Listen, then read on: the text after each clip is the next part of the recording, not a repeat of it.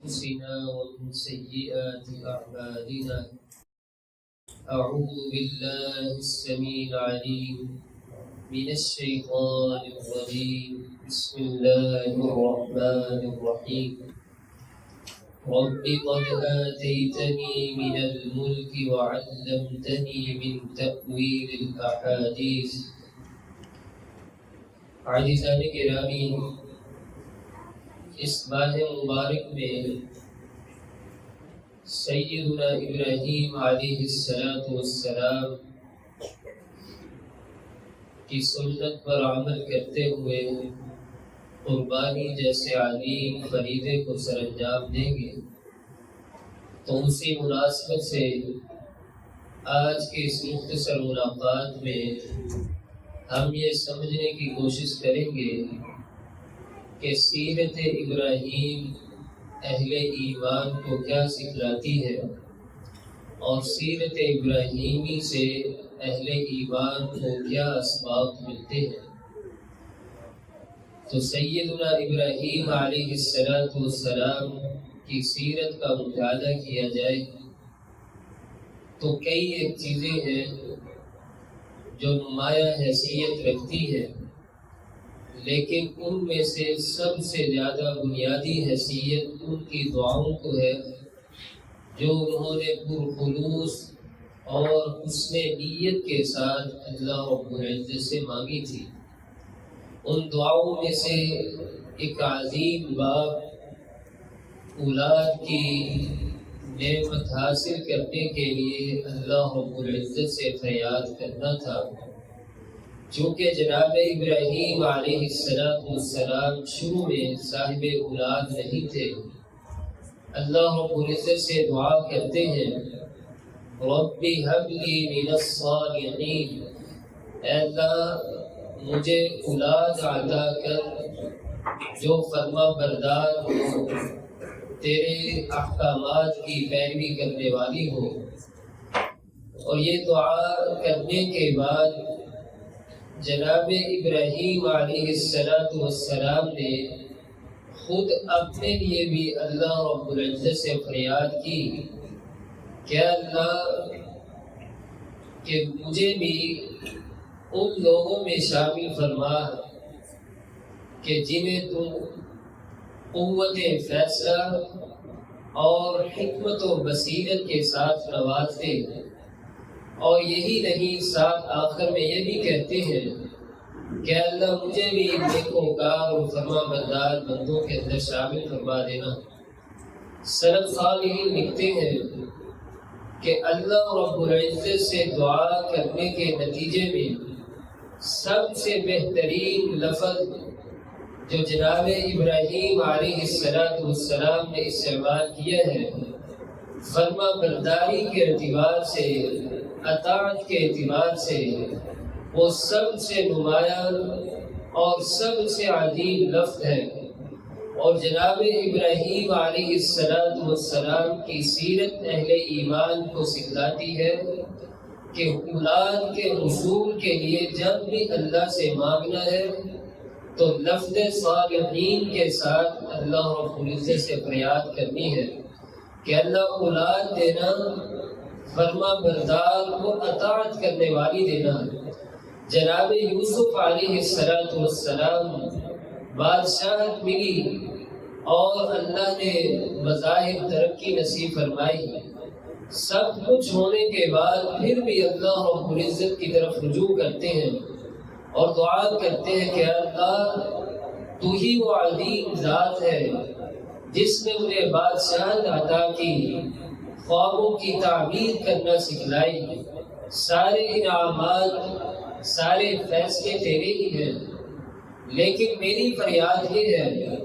کہ اللہ مجھے جب تک زندہ رکھنا، اسلام کی حالت میں زندہ رکھنا، اور موت آنے کے بعد مجھے اپنے فرما بردار اور نیکوکار لوگوں کے اندر شامل فرما دینا۔ جناب سلیمان علیہ السلام اللہ نے بادشاہت دی اور اس کے ساتھ ساتھ حکمت و بصیرت سے نوازا، لیکن عاجزی کی انتہا یہ ہے کہ اللہ رب العزت کی طرف رجوع کرتے ہوئے فریاد کرتے ہیں رب اوزعنی ان اشکر نعمتک التي انعمت علی وعلی والدی وان اعمل صالحا ترضاه وادخلنی برحمتک فی عبادک الصالحین۔ یا اللہ مجھے توفیق نصیب فرما کہ میں تیری اور زیادہ نعمتوں کو استعمال کرنے کے بعد شکر ادا کرتا ہوں، اور ان قریب مجھے ان لوگوں میں شامل فرما دینا جو تیرے نیکوکار اور عبادت کرنے والے خوبصورت بندے ہیں۔ ان تینوں دعاؤں سے حاصل مقصود یہ ہے کہ انبیاء جب بھی اپنے لیے یا اپنی اولاد کے لیے دعا کرتے تو ان دعاؤں کے اندر ایسی جامعیت اور خوبصورتی کے ساتھ الفاظ لے کر آتے جو معنوی اعتبار سے عظیم درجے کا حاوی ہوں، اور ان دعاؤں کے اندر بھی ان تینوں انبیاء نے لفظ صالحین کا استعمال کیا ہے۔ اسی طرح جناب ابراہیم علیہ السلام کی سیرت مجھے اور آپ کو سکھلاتی ہے کہ اولاد دینے والی ذات صرف اور صرف اللہ رب العزت کی ذات ہے۔ انسان بظاہر جتنے مرضی طریقے استعمال کر لے، جتنے مرضی وسیلے اختیار کر لے، لیکن حاصل مقصود یہ ہے کہ ذات ایک ہی ہے جو انسان کی جھولی کو منور کرتی ہے، وہ اللہ رب العزت کی خوبصورت ذات ہے۔ قرآن مجید میں اللہ رب العزت ارشاد فرماتے ہیں وَلِلَّهِ مُلْكُ السَّمَاوَاتِ وَالْأَرْضِ يَخْلُقُ مَا يَشَاءُ يَهَبُ لِمَن يَشَاءُ إِنَاثًا وَيَهَبُ لِمَن يَشَاءُ الذُّكُورَ۔ اللہ رب العزت کی ذات ایسی خوبصورت ذات ہے اور بے نیاز ہے،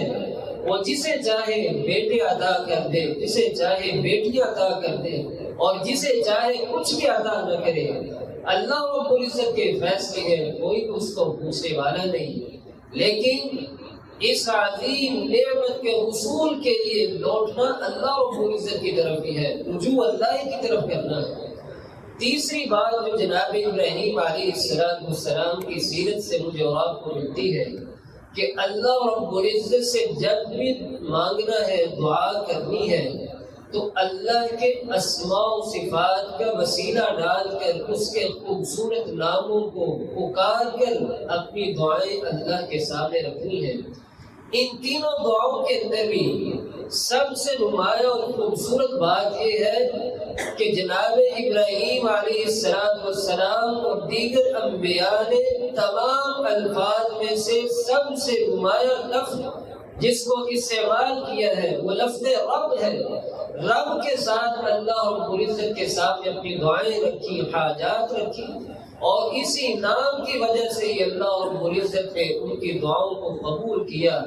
اور دنیا کے اندر جو ان کی حاجات تھی اللہ رب العزت نے قبول فرمایا۔ چوتھی اور آخری بات جو جناب ابراہیم علیہ السلام کی سیرت سے ملتی ہے وہ یہ ہے کہ حصول اولاد کے لیے جب کہ آپ کے پاس ظاہراً کوئی بھی نشانات موجود نہ ہو، کوئی بھی طریقے یا کوئی بھی وسائل اولاد کو حاصل کرنے کے لیے بظاہر موجود نہ ہوں،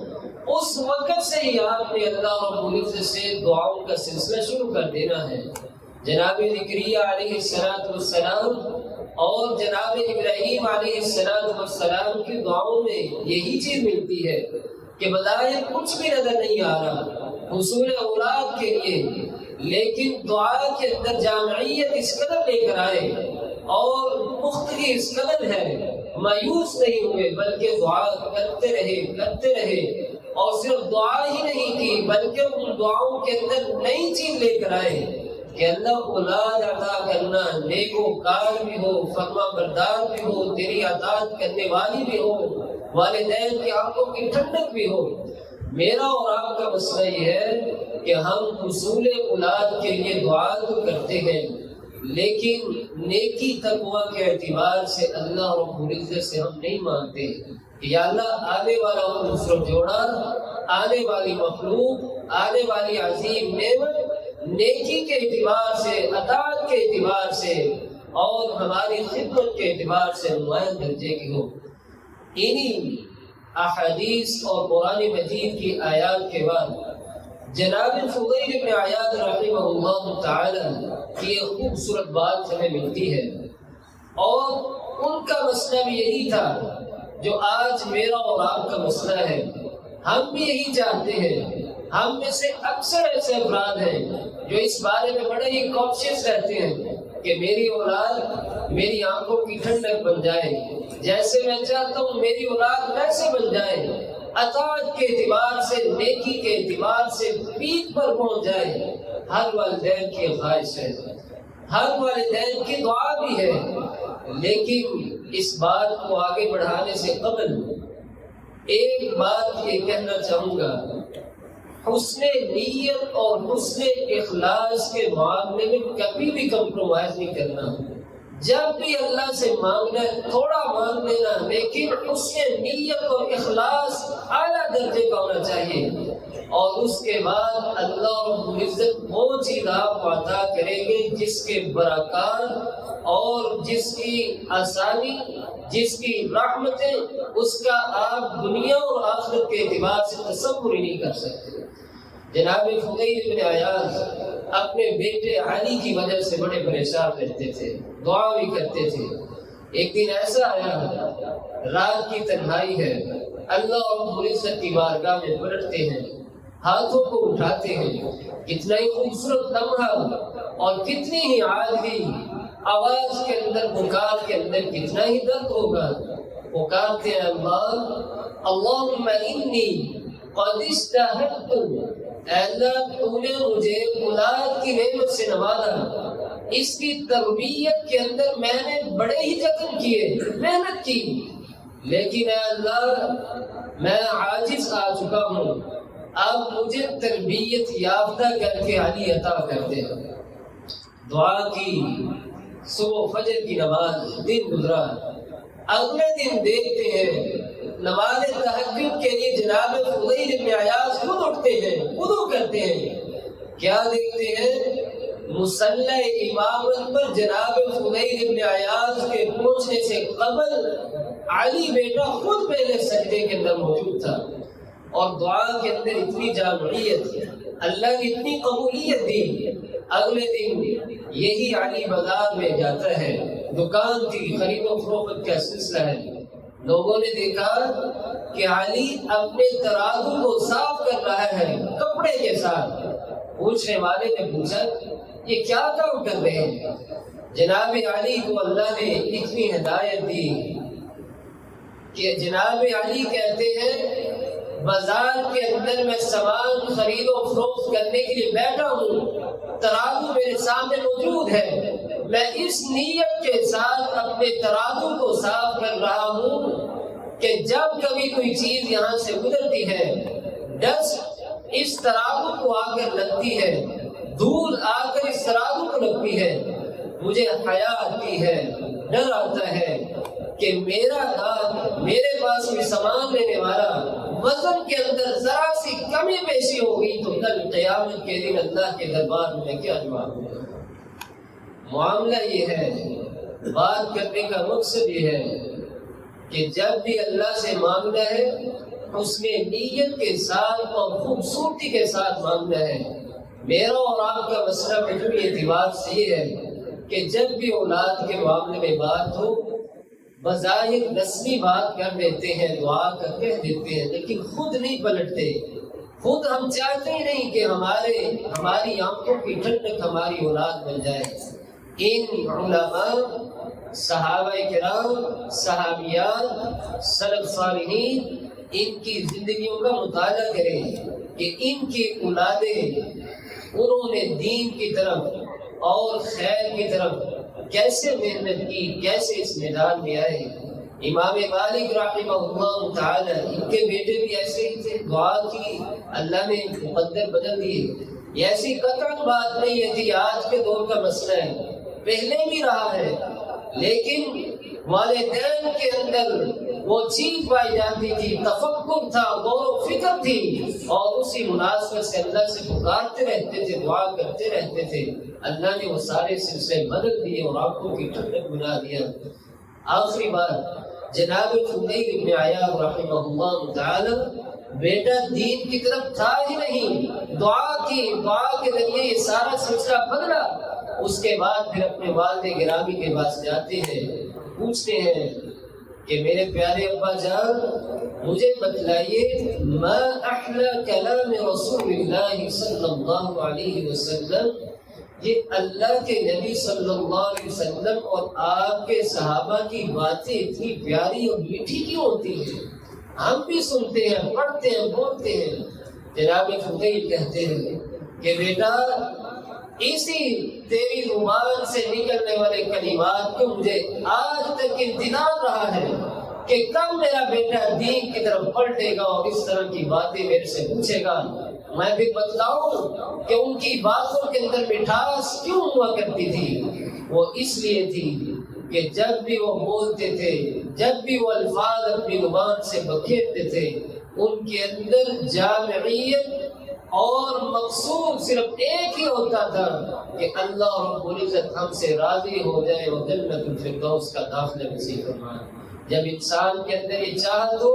الفاظ میں مٹھاس خود ہی آ جاتی ہے، دقت خود ہی آ جاتی ہے۔ اللہ تعالیٰ سے دعا ہے کہ اللہ تعالیٰ مجھے اور آپ کو دعاؤں کے معاملے میں سنجیدگی اختیار کرنے کی توفیق نصیب فرمائے۔ وآخر دعوانا